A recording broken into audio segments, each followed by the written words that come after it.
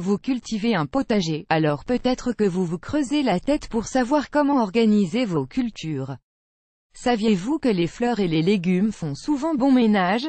C'est ce qu'on appelle les plantes compagnons. Il est donc peut-être temps de repenser votre plan de jardin.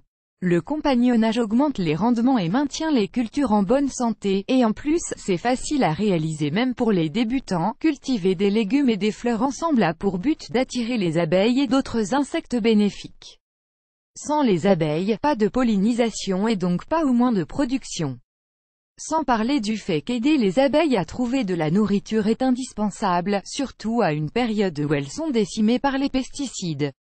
Vous pouvez également planter des fleurs pour attirer spécifiquement les papillons, les colibris et d'autres espèces intéressantes. Mais associer des fleurs et des légumes a aussi d'autres vertus. Par exemple, les fleurs de souci à côté des melons contrôlent les nématodes dans le sol qui détruisent les racines des melons. Pour connaître toutes les bonnes associations de légumes, c'est ici, prêt à commencer. Avant d'acheter vos graines, voici 5 conseils pour bien choisir les fleurs à planter dans votre potager. Regardez 1. Vérifiez la période de floraison pour que le compagnonnage des légumes avec les fleurs fonctionne bien. Vous devez sélectionner des fleurs qui fleuriront en même temps que vos légumes vont mûrir. Si les fleurs que vous avez plantées ne fleurissent que 2 semaines après la floraison de vos petits pois, ça ne va pas marcher. Vous trouverez sur tous les sachets de graines les périodes de floraison pour synchroniser votre calendrier de plantation. Le mieux est de choisir des fleurs à floraison longue durée pour s'assurer d'avoir des fleurs en continu tout au long de la saison de croissance. 2. Choisissez les bonnes formes de fleurs. Les fleurs qui attirent les colibris ne sont pas les mêmes que celles qui attirent les abeilles ou les insectes qui sont bons pour votre potager.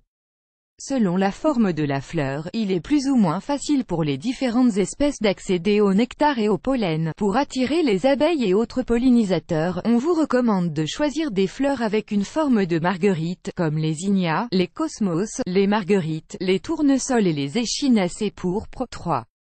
Espacez les fleurs dans le potager. Espacez les graines de fleurs quand vous les semez sur la rangée.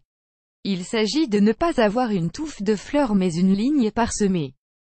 Pour cela, saupoudrez les fleurs dans le jardin plutôt que de les planter en une seule touffe. Vous pouvez faire une rangée de légumes suivie d'une rangée de fleurs, ou alors vous pouvez les mélanger dans la même rangée.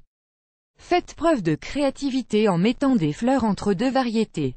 Par exemple, pour séparer les poivrons des piments, plantez des œillets d'Inde ou des capucines. Ces fleurs attirent les pucerons qui ne viendront pas aspirer la sève de vos plants de poivrons. Émoticône clignant de l'œil. Dernière stratégie que vous pouvez utiliser, c'est de planter des fleurs pour former une barrière autour du potager. 4.